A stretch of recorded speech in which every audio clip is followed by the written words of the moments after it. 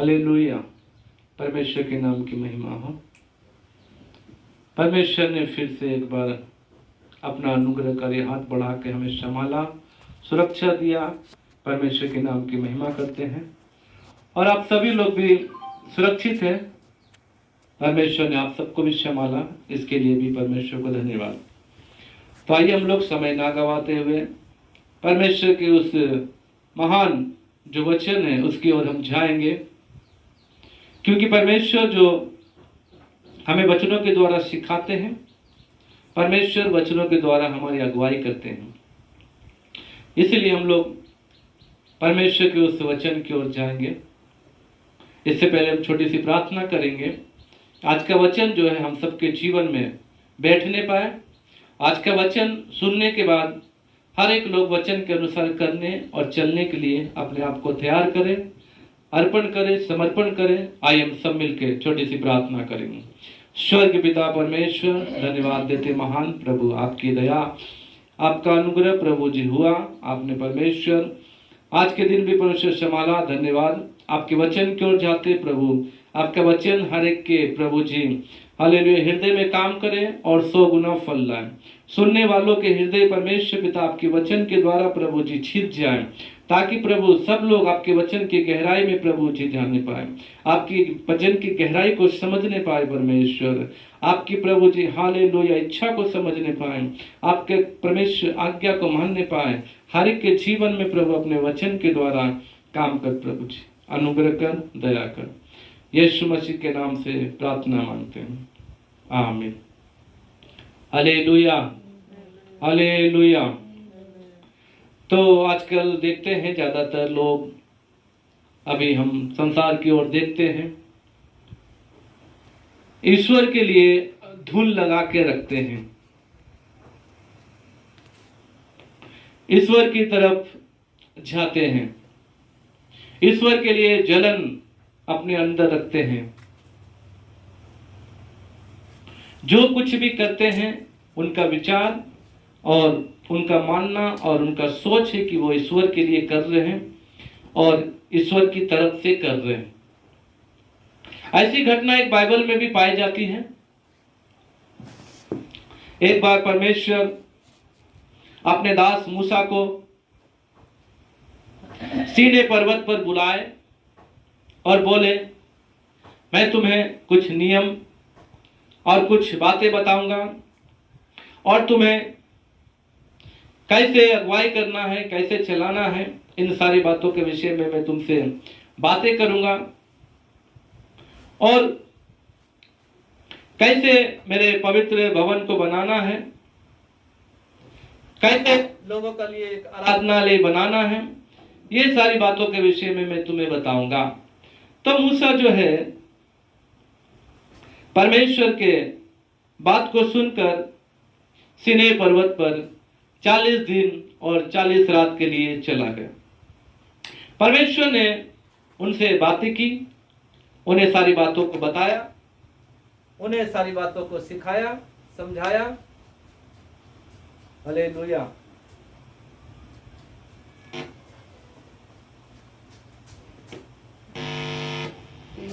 Praise the Lord. तो परमेश्वर ने सब बातों को बताया, कैसे भवन बनाना, किस प्रकार बनाना, भवन में क्या क्या होगा और किस प्रकार से आंगन होगा, पवित्र स्थान होगा, ये सारी बातों के विषय में मूसा को परमेश्वर ने बताया। उसके बाद धीरे धीरे समय बीतता जा रहा है। मूसा अपनी मंडली को, इजरायली लोगों को बोल के गया कि मैं जा रहा हूं और मेरे जाने के समय में कुछ लोग तुम्हारे साथ यहाँ पर होंगे। तुम लोग का कोई भी मुकदमा होगा तो आप लोग उनसे बता देना। ऐसे बोलकर वो पर्वत पर चला गया। जब समय बीतता गया, बीतता गया, बीतता गया, तो इजरायली लोग अपने मन में सोचने लगे, क्या बात है, काफी समय हो गया और मूसा जो हमारा अगुआ, हमारा जो लीडर है, उसको आने में देर हो रही है। वो लोग अपने मन में विचार करके आपस में बात करने लगे, चलो अब मूसा तो पता नहीं जिंदा है या मर गया,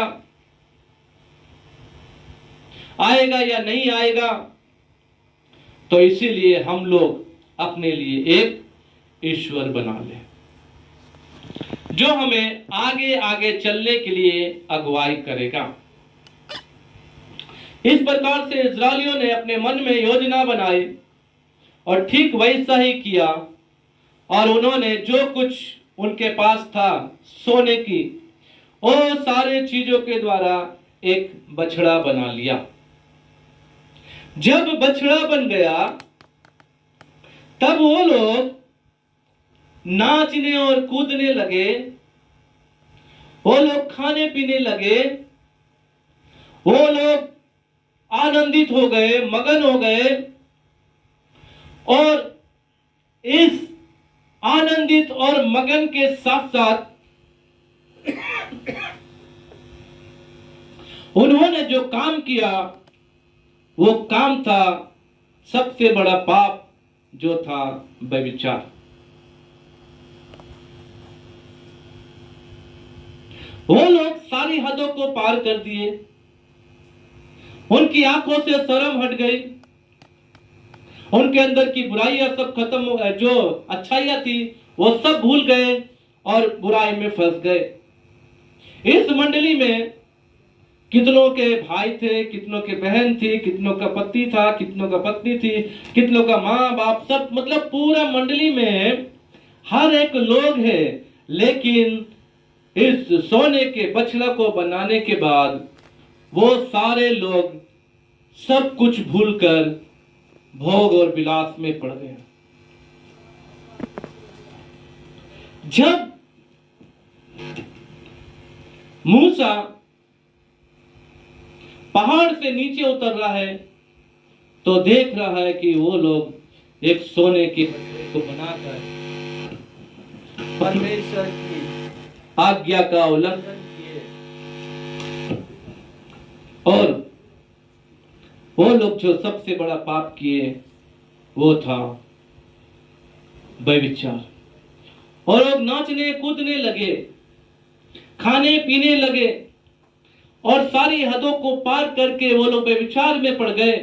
वो भूल गए कि मेरे यहाँ भाई है, वो भूल गए कि मेरे यहाँ बहन है, भूल गए कि मेरे साथ में मेरी माँ है, मेरे पिता है।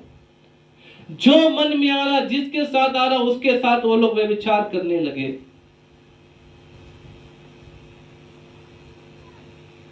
मैं आपको क्या बताना चाहता हूं? मैं आपको ये बताना चाहता हूं, ईश्वर मात्र एक है, और जिस प्रकार इस्राएलियों ने ईश्वर के लिए ये किया, उसी प्रकार आज भी संसार में यही सारी बातें हो रही है। वो लोग गलत कामों को करते जा रहे, पाप करते जा रहे, बुराई करते जा रहे, व्यभिचार करते जा रहे हैं, और अपने मन में ये सोच रहे कि मैं जो कर रहा हूं वो ईश्वर के लिए कर रहा हूं। आज ईश्वर के नाम में कितने प्रकार के व्यभिचार, कितने प्रकार के लालच, कितने प्रकार का लोभ जो लोग कर रहे हैं, उनका विचार ये है कि मैं ईश्वर के लिए कर रहा हूं, लेकिन ये ईश्वर की नजर में पाप है। जब ईश्वर उनके साथ होता है तो ईश्वर ये नहीं चाहता कि लोग पाप करें। उनके साथ ना हो तो भी ईश्वर ये नहीं चाहता कि लोग पाप करें। लेकिन मनुष्य की इच्छाएं, मनुष्य के अंदर की जो भावनाएं हैं, वो अपने आप में एक मतलब ऐसी बातें हैं कि वो ईश्वर के नाम पर अपने ही इच्छा को पूरा कर रहे हैं। लेकिन सही मायने में परमेश्वर का वचन हमें क्या सिखाता है, बाइबल हमें क्या बताती है? हालेलुया। बाइबल हमें ये बताती है, आप पढ़ सकते हैं एक वचन को लेकर, निकालिएगा 1 कुरिन्थियंस चैप्टर 3 वर्स 17। पहला कुरिन्थियों 3 अध्याय उसका 17 पद।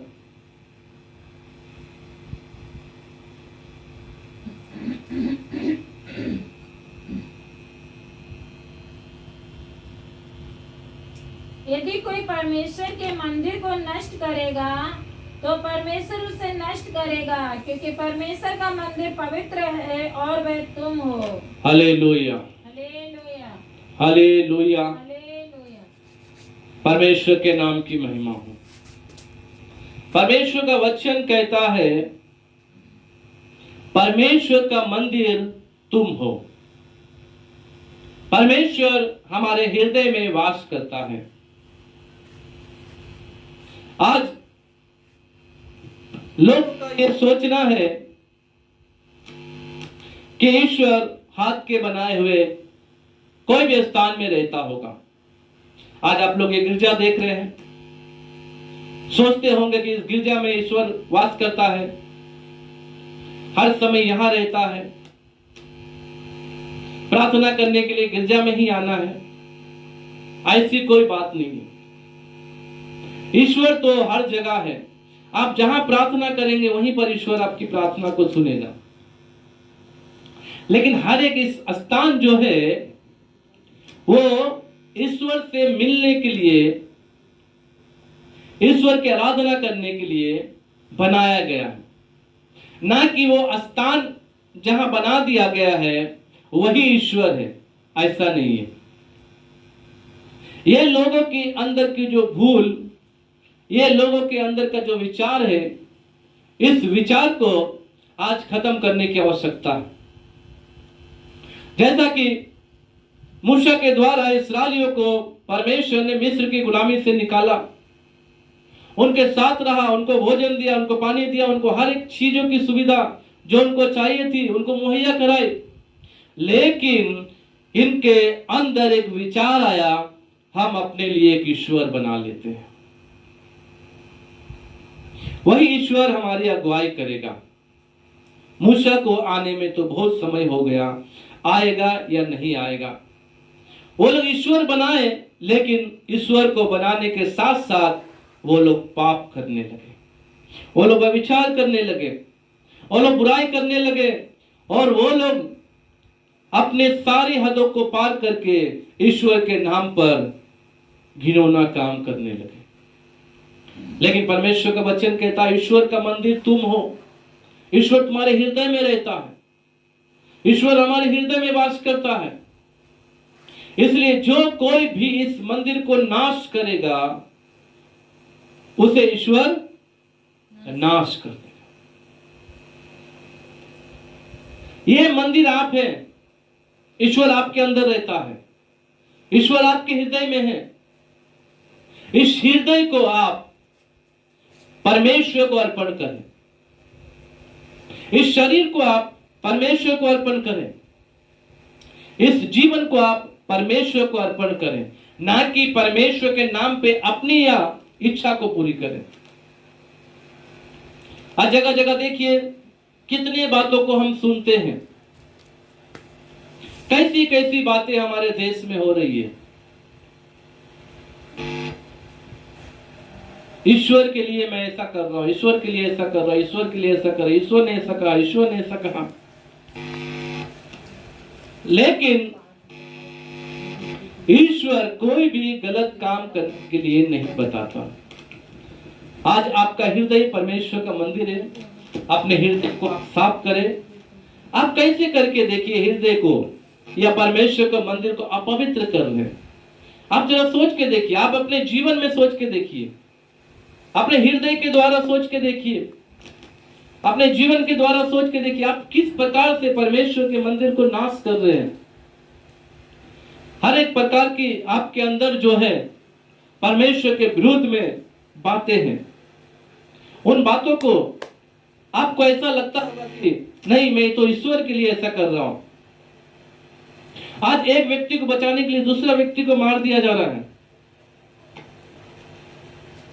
आज अपनी गलती को छिपाने के लिए दूसरे व्यक्ति को सजा दी जा रही है। ये तो विचार है लोगों के अंदर। इस भावनाओं को लेकर, इस विचारों को लेकर आप ईश्वर का काम नहीं कर रहे हैं, परंतु ईश्वर को आप बदनाम कर रहे हैं। आप अपने हृदय में देखिए, आप कैसे सोच सकते हैं कि ईश्वर आपके साथ है। आपका विचार कैसे हो सकता है कि आप जो कर रहे हैं वो ईश्वर के लिए कर रहे हैं? क्योंकि ईश्वर का वचन कहता है, एक वचन और पढ़ लीजिएगा बाइबल से ही,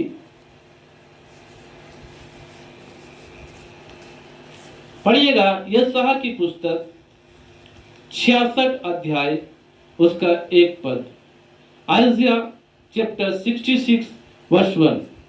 यशायाह की पुस्तक 66 अध्याय उसका 1 पद पढ़िएगा।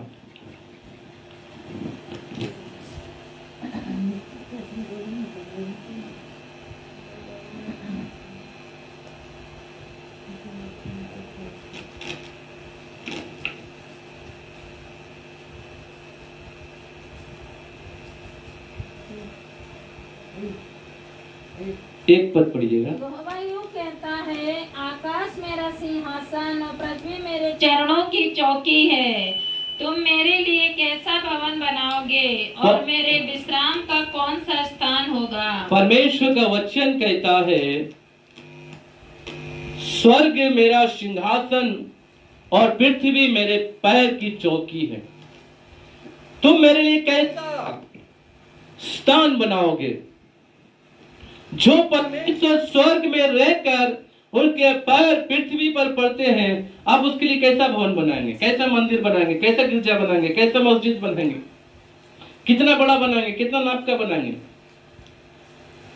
जो कि पूरे पृथ्वी और स्वर्ग में भी नहीं समाता। उस ईश्वर के लिए हम कुछ भी नहीं बना सकते। हमारे बनाए हुए चीजों में ईश्वर वास नहीं करता है। मेरे प्रिय भाई और बहनों, आज लोगों के अंदर ये गलत धारणाएं, गलत भावनाएं हैं।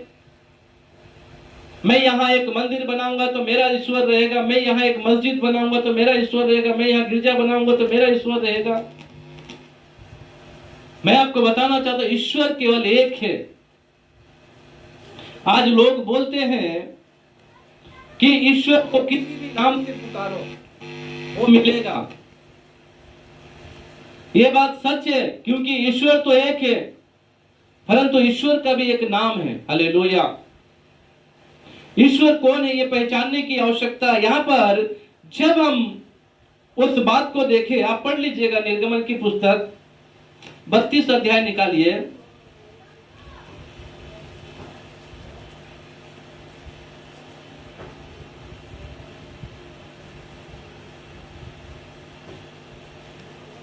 बत्तीस अध्याय में यहां पर एक पद से पढ़िएगा।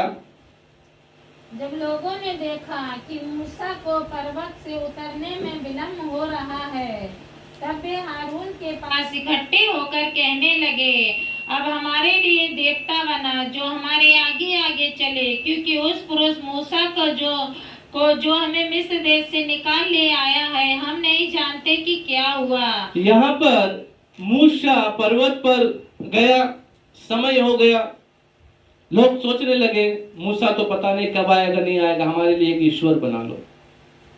इससे पहले वो लोग ईश्वर को देखे नहीं, ईश्वर को केवल सुनते थे। मूसा जैसा बताता था वैसा वो लोग मानते थे। इसलिए उनके मन में एक विचार आया कि मूसा तो अब है नहीं, इसलिए हमारे लिए कोई ऐसा वस्तु बना दो, कोई ऐसा ईश्वर बना दो जो हमारे अगुवाई करे। उन्होंने कैसा ईश्वर बनाया पता है? पढ़ने के समय में पढ़िएगा 4 पद 32 का 4।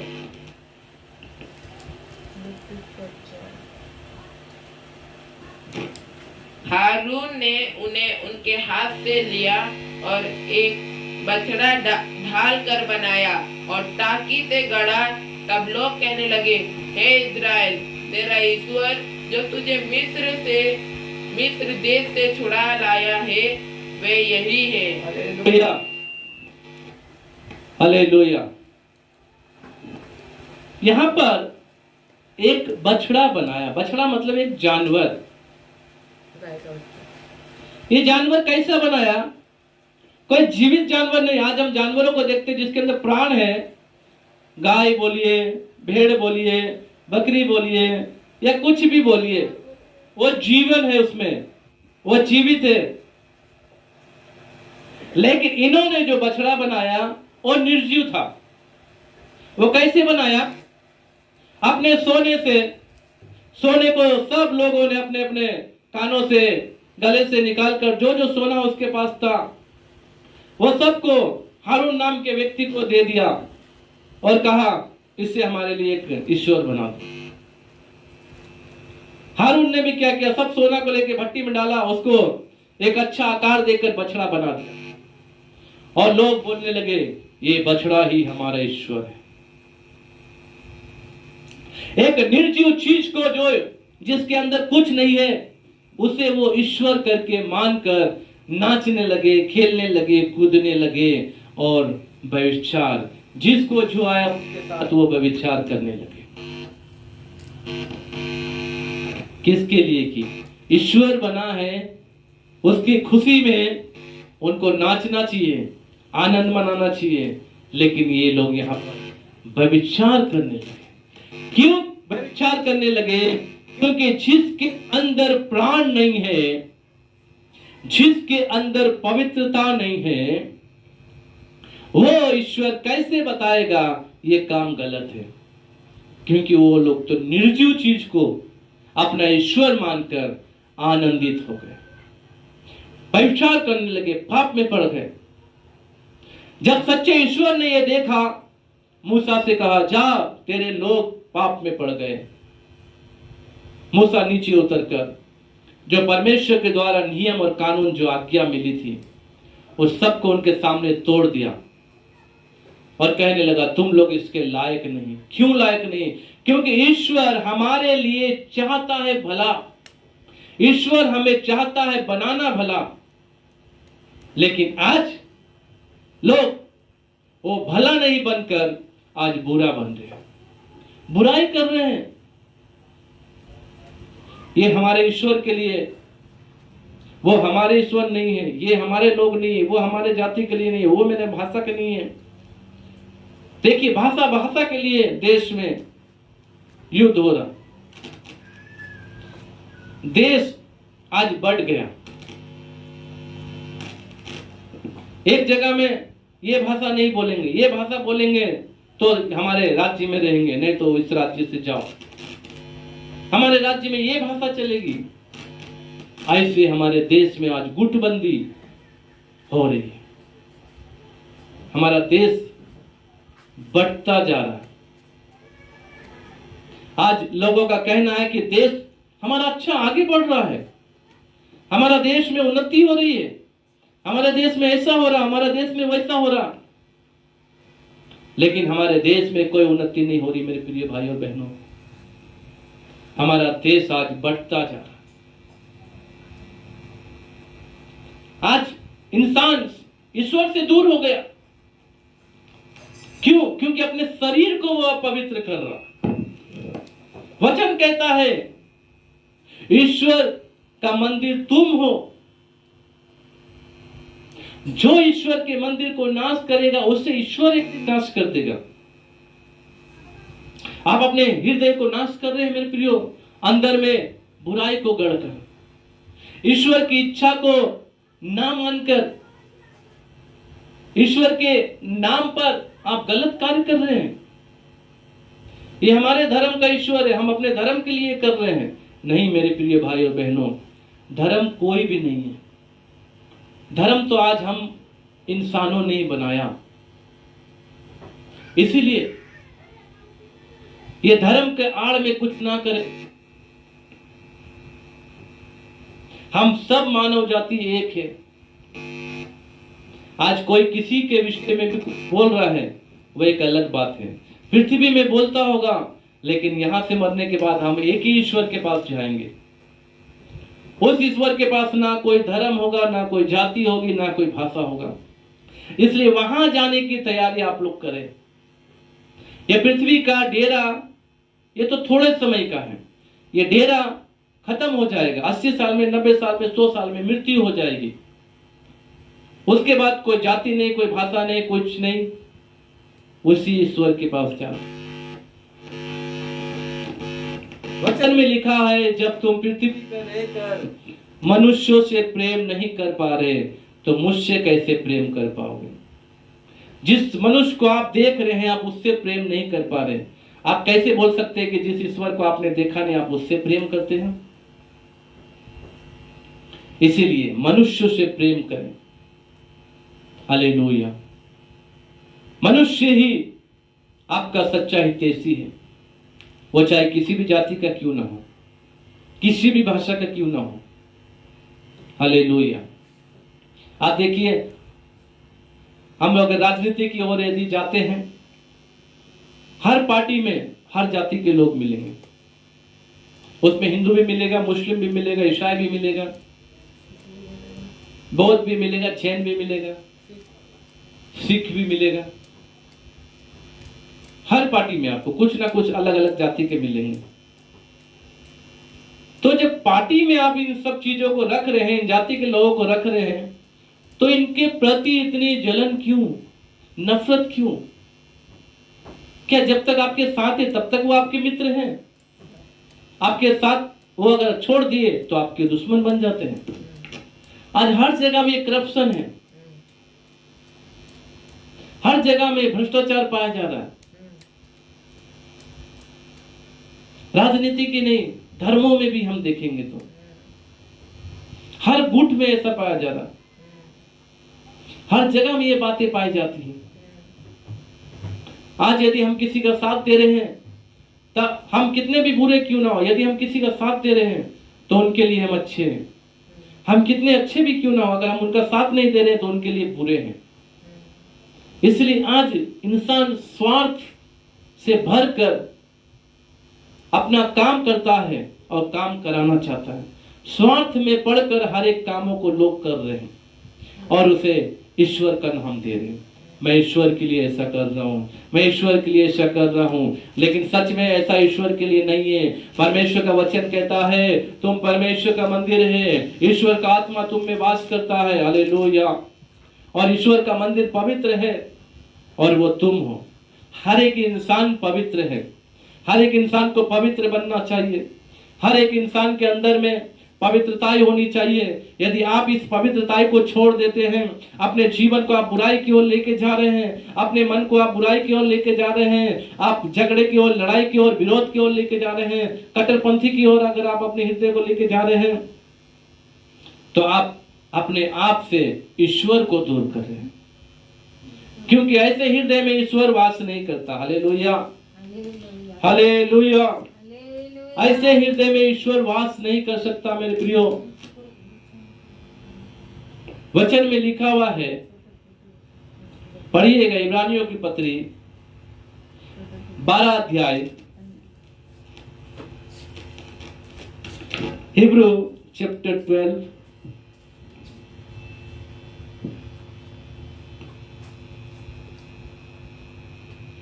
और 4 तुमने पाप से लड़ते हुए उससे ऐसी मुठ में पवित्रता के खोजी हो। 4 के बारे में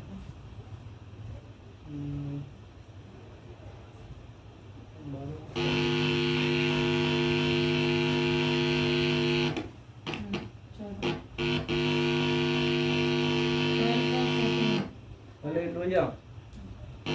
सबसे मेल मिलाप रखो। यहाँ पे लिखा हुआ इब्रानियों 12 का 14 में इस प्रकार से लिखा हुआ है, सबसे मेल मिलाप रखो, सबसे मेल मिलाप रखो और उस पवित्रता के खोजी हो, और उस पवित्रता की खोजी हो जिसके बिना कोई प्रभु को कदापि ना देखेगा। जिसके बिना, किसके बिना? ये जिसके कौन है? पवित्रता के बिना। हालेलुया, पवित्रता के बिना आप प्रभु को कदापि नहीं पा सकते। आप कैसे कह सकेंगे कि मैं ईश्वर के लिए काम कर रहा हूं? ईश्वर का मंदिर आप है, आप पवित्र है, और यदि आपके अंदर पवित्रता ही नहीं है, ईश्वर आपके साथ नहीं है। आज आप लोग इस बात को ध्यान पूर्वक सुनिए, अपने बंद कानों को खोलिए। ईश्वर का नाम लेके बुराई करते जा रहे हैं और आप ईश्वर का सोचते ईश्वर आपके साथ है। नहीं, आज आप किसी भी जाति के क्यों ना हो, किसी भी धर्म के क्यों ना हो, मैं किसी एक पार्टिकुलर धर्म को लेकर नहीं बोल रहा, किसी भी धर्म, ईसाई के हो, हिंदू को हो, मुस्लिम को, सिख के, बौद्ध के, जैन के, हर जगह में आपको पवित्रता ही दिखानी पड़ेगी, क्योंकि ईश्वर पवित्र है। ये पहला पत्रस 1:16 में लिखा हुआ है,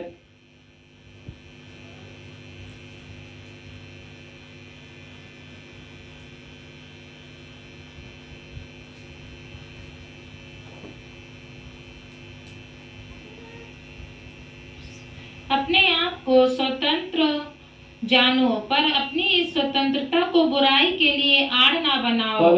परमेश्वर पवित्र है, क्योंकि लिखा है मैं पवित्र हूं।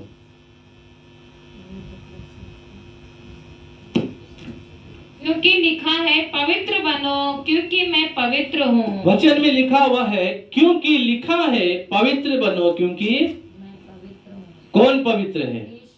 ईश्वर पवित्र है। Hallelujah, hallelujah. ईश्वर बोल रहा है आपको पवित्र बनने के लिए। पवित्र और अपवित्र का कभी भी मेल नहीं हो सकता।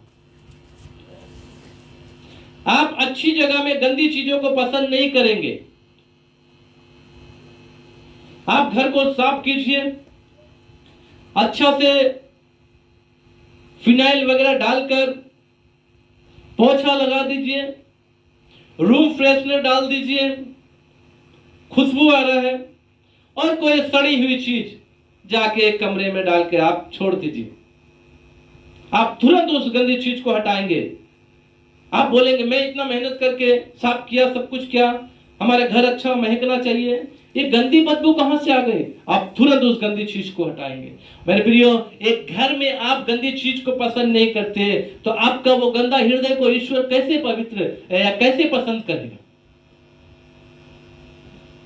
आप कैसे इस गलत बात, कैसे आप इस गलत विचार में पड़े हुए हैं कि आप खुद गंदे होकर आप ईश्वर आपके साथ है? नहीं, वचन में हमने पढ़ा पवित्र बनो क्योंकि मैं पवित्र। सबसे मेल मिलाप रखो और उस पवित्रता की खोजियो जिसके बिना कोई कदाचित प्रभु को नहीं पा सकता, देख नहीं सकता। हालेलुया। इसलिए मेरे प्रिय भाई और बहनों, वचन में लिखा है ईश्वर का मंदिर पवित्र है, और वो कौन है? हम हैं, आप सब हैं ईश्वर के मंदिर। आपके हृदय में ईश्वर वास करना चाहता, ना कि आपके बनाए हुए किसी घर में, ना कि आपके बनाए हुए कोई स्थान में। ईश्वर आपके साथ रहना चाहता है। एक दिन ऐसा ही होगा, ईश्वर हमारे साथ रहेंगे। आपने सुना होगा यीशु मसीह के विषय में। यीशु मसीह मनुष्यों के बीच में आए, 33 साल अपना जीवन को बिताया और फिर वो स्वर्ग चले गए। फिर से यीशु मसीह आएंगे 1000 वर्ष के लिए और मनुष्यों के साथ रहेंगे। परमेश्वर किसी जगह में नहीं रहना चाहता, वो आपके साथ रहना चाहता, आपके बीच में रहना चाहता, आपके हृदय में रहना चाहता। आपके हृदय में रहकर वो अच्छी बातों को बताना चाहते हैं, आप अच्छा काम करें। जैसा हमने निर्गमन की किताब में सुना पहले, वो ईश्वर बना लिए और ईश्वर के लिए नाचने कूदने लगे, खेलने कूदने लगे, पाप व्यभिचार करने लगे, सारी हदों को पार कर दिए, नशा करने लगे। आज यही हो रहा है। कोई भी छोटा सा त्योहार आता है, कोई भी त्योहार क्यों ना हो, उसमें लोग पिएंगे। क्या त्योहार आने का मतलब यही पीना है? कोई भी छोटा सा फेस्टिवल आएगा, पिएंगे। किसी घर में शादी होगी, पिएंगे। किसी के घर में कोई मर जाएगा, पिएंगे। हर एक चीजों में वो अपना आनंद ढूंढते हैं।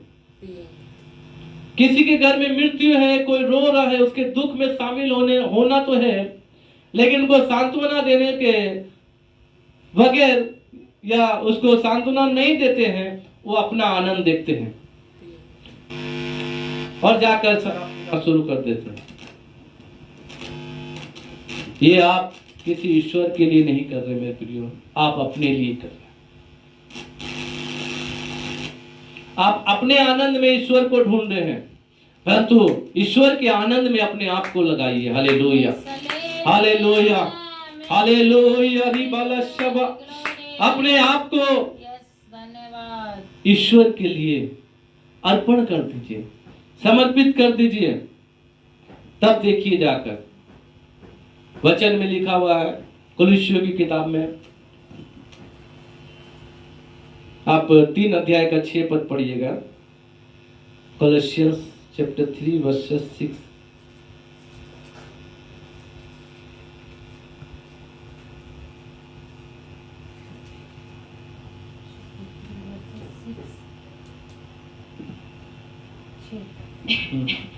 इन्हीं के कारण परमेश्वर का प्रकोप आज्ञा न मानने वालों पर पड़ता है।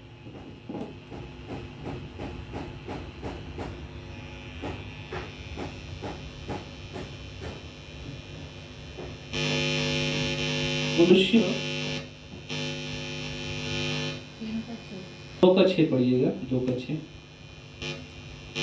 अतः जैसे तुमने मसीह यीशु को प्रभु करके ग्रहण कर लिया है, वैसे ही उसी में चलते रहो आगे, और उसी में जड़ पकड़ते और बढ़ते जाओ, और जैसे तुम सिखाए गए वैसे ही विश्वास में दृढ़ होते जाओ, और अधिकाधिक धन्यवाद करते रहो।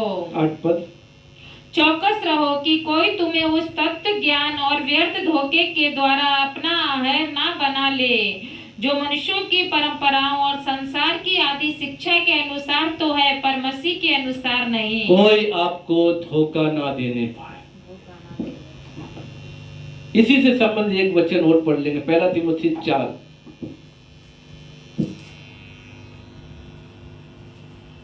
का 1 पढ़िए जल्दी से। 1 तीमुथियों 4 का 1। परंतु आत्मा स्पष्टता से कहता है कि आने वाले समय में कितने लोग भरमाने वाली आत्माओं और दुष्ट आत्माओं की शिक्षाओं पर मन लगाकर विश्वास से बहक जाएंगे। विश्वास से बहक जाएंगे। Hallelujah, hallelujah, hallelujah. हालेलुया। यहाँ पर साफ साफ बता रहा है, आने वाले दिनों में ऐसा होगा। आज देखिए कई जगहों में लोग, कई जो धर्मों को मानकर अपना जीवन को बिता रहे हैं, और जैसा शिक्षक सिखा रहे उसी बातों को वो सीख रहे। इसमें गलत नहीं है, जिसके जो इच्छा है वो आप उसमें उसको पसंद कर सकते हो, उसको मान सकते हो, उसके पीछे जा सकते हो, आपकी स्वेच्छा। Hallelujah, hallelujah. लेकिन बाइबल हमें क्या बता रही है? कोई आपको धोखा ना दे और उस चीज जो आपको लगती है कि अच्छी है, आपको धोखा देकर उससे भटका ना दे। किससे?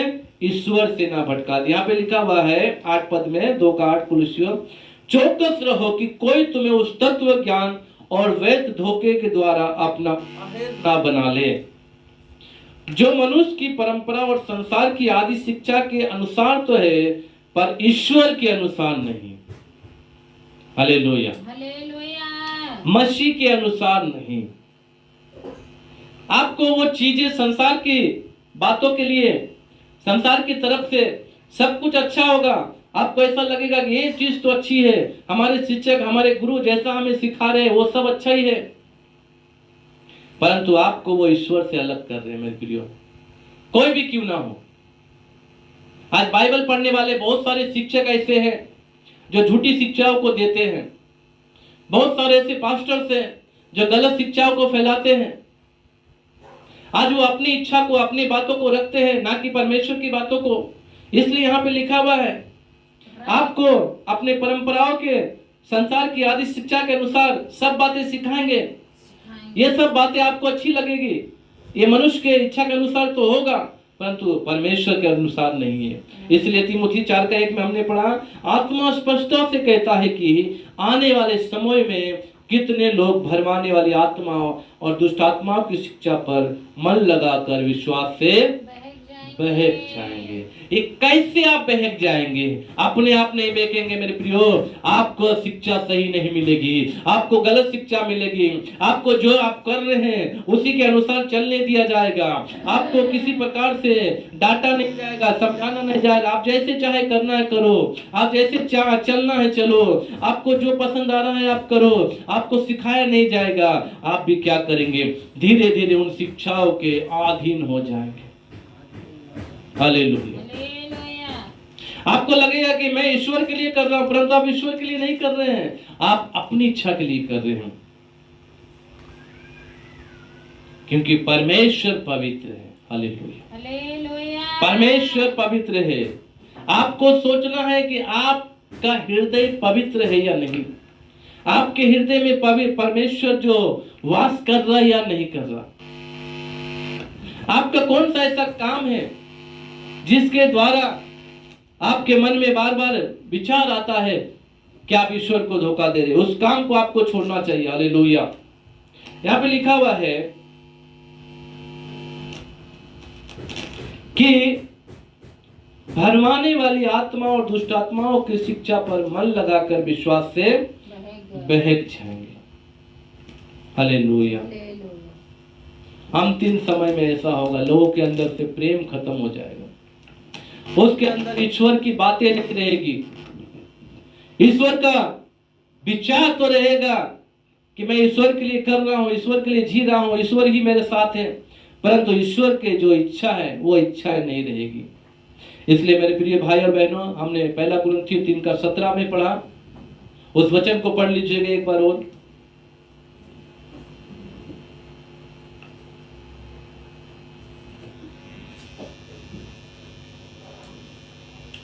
यदि कोई परमेश्वर के मंदिर को नष्ट करेगा तो परमेश्वर उसे नष्ट करेगा। यदि कोई परमेश्वर के मंदिर को नष्ट करेगा तो परमेश्वर उसे नष्ट तो करेगा, परमेश्वर उसे नष्ट करेगा, क्योंकि परमेश्वर का मंदिर पवित्र है। सभी लोग ध्यान पूर्वक सुने, परमेश्वर का मंदिर पवित्र है। वो हाथ का बनाया हुआ मंदिर नहीं, वो आपका बनाया हुआ सीमेंटेड या मार्बल से या किसी प्रकार से बनाया हुआ सोने का, हीरे का, चांदी का मंदिर नहीं, परंतु पढ़िए, क्योंकि परमेश्वर का मंदिर पवित्र है, परमेश्वर का मंदिर पवित्र है और वह तुम हो, वो हम और आप है। हालेलुया। हालेलुया। हम और आप परमेश्वर का मंदिर है। मेरे प्रिय भाई बहनों, इस मंदिर को पवित्र करना है। इस मंदिर में, हृदय में परमेश्वर वास करता है। इस हृदय के मंदिर में ईश्वर रहना चाहता है। ईश्वर चाहता है कि आप अपने अपने हृदय को पवित्र करें। आज आप ईश्वर के नाम पे लोगों को धोखा ना दे, ईश्वर के लिए आप कर रहे हैं, अपने आप को धोखा ना दे। यदि आप सच में ईश्वर के लिए कुछ कर रहे हैं तो उसका लेखा जरूर परमेश्वर देगा। आप पवित्रता से कीजिए, आप अपने शरीर को नाश ना करें किसी प्रकार से, नशे से, पाप से, व्यभिचार से, बुराई से, अनाज्ञाकारिता से, नशे से, जलन से, डाह से, क्रोध से। कुलुस्सियों में हमने पढ़ा, कोई आपको उस तत्व ज्ञान से ना भटका दे। ये मनुष्य के लिए तो हो सकता है, लेकिन ये परमेश्वर के लिए नहीं है। इसीलिए आप अपनी इच्छा, अपने आनंद और अपनी खुशी के लिए ईश्वर के कार्य को नाश ना करें। जैसा कि ईश्वर ने मूसा को बुलाकर उनको नियम कानून दिया कि मेरे लोग रहे अच्छा से, लेकिन वो लोग मूसा को आने में लेट है, अपने लिए एक निर्जीव ईश्वर बना लिए। उस निर्जीव ईश्वर के लिए वो लोग नाचने कूदने, खेलने कूदने, पाप पे विचार करने लगे और उसी में फंस गए। आज लोग ऐसे ही जो ईश्वर नहीं है उनके लिए अपने आत्मा को नाश कर रहे हैं। जो ईश्वर नहीं है उनके लिए ऐसे बेविचार में पड़े हुए हैं। जो ईश्वर नहीं है उनके लिए लड़ रहे हैं, झगड़ रहे हैं, सब कुछ कर रहे हैं। आज आपको ईश्वर बुलाता है, आप अपने हृदय को खोले। आपके इस हृदय में ईश्वर रहना चाहता है। आप इस हृदय को पवित्र करें। पवित्रता के बिना आप परमेश्वर को देख नहीं सकते। परमेश्वर का मंदिर पवित्र है और वो आप हैं। मेरे प्रिय भाई और बहनों, ये वचन के द्वारा परमेश्वर आप लोग को आशीर्वाद दे। अपने जीवन को आप आज से बदलें, आज से अपने हृदय को पवित्र करें, ईश्वर को अपने हृदय में आने के लिए जगह दें। ईश्वर आपके हृदय में रहना चाहता है। आपके अंदर से हर एक बुराई को आज दूर करके पवित्रता से जीवन बिताएं। पवित्रता के बिना कोई परमेश्वर को देख नहीं सकता, इसलिए अपने हृदय को पवित्र करें। और मंदिर आप हैं, परमेश्वर आप में रहना चाहता है। आइए अपनी आंखों को बंद करेंगे, प्रार्थना करेंगे। स्वर्ग के पिता, आपकी दया प्रेम के लिए धन्यवाद। छोटा सा प्रभु जी वचन के द्वारा हमें सिखाए, हमारे हृदय को प्रभु आप पवित्र रहने के लिए बोले हैं। आप चाहते हैं कि आप हमारे हृदय में वास करें। प्रभु आप हाथ के बनाए हुए मंदिर में नहीं रहना चाहते, क्योंकि स्वर्ग आपका सिंहासन, पृथ्वी आपके पांव के तले चौकी है। हम मनुष्य आपके लिए कैसा घर बनाएंगे प्रभु, इसलिए आप हमारे हाथ के बनाए हुए चीजों में रहना नहीं चाहते, आप हमारे हृदय में रहना चाहते हैं, क्योंकि हमारा हृदय आपका मंदिर है और इस मंदिर को आप चाहते हैं कि हम पवित्र करके रखें। प्रभु जितने लोग इस वचन को सुने हैं, हर एक का जीवन बदल जाए, मन बदल जाए। आज हर एक प्रकार के नशे में फंसे हुए लोगों के लिए प्रार्थना करते हैं प्रभु, उनको नशे से छुटकारा दीजिए। आज हर एक प्रकार के गलतियों में ईश्वर के नाम पे गलत काम करने वाले लोगों के लिए प्रार्थना करते हैं, उनके बंद कानों को खोल दीजिए, बंद आंखों को खोल दीजिए प्रभु। आपकी सच्चाई को देखें, आपकी सच्चाई को सुने और समझने पाए, आपके लिए जीने पाए। हर एक प्रकार के नशा करने वाले लोगों के लिए प्रार्थना करते हैं परमेश्वर, हर एक को नशे से प्रभु छुटकारा दें। हर एक उन व्यक्तियों के लिए प्रार्थना करते हैं पिता, जो कहते हैं कि मैं ईश्वर के लिए कर रहा हूँ, परंतु वो ईश्वर के लिए नहीं, अपनी इच्छा के लिए कर रहे हैं। ऐसी इच्छाएं हर एक के जीवन से दूर कर और प्रभु आपके लिए जीने पाए। हर एक को आशीर्वाद दें। सुने हुए वचन के द्वारा परमेश्वर पिता हर एक का जीवन बदले, आशीर्वाद दीजिए। धन्यवाद। यीशु मसीह के नाम से प्रार्थना मांगते हैं, आमीन आमीन।